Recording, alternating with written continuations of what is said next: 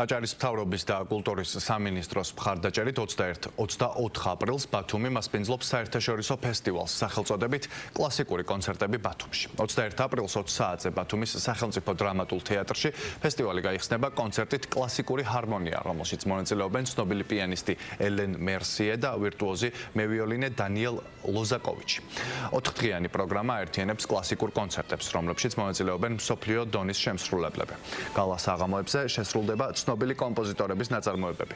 ფესტივალის მიზანია საერთაშორისო კულტურული დიალოგის განმტკიცება, რეგიონის პოპულარიზაცია და ცნობადობის გაზრდა.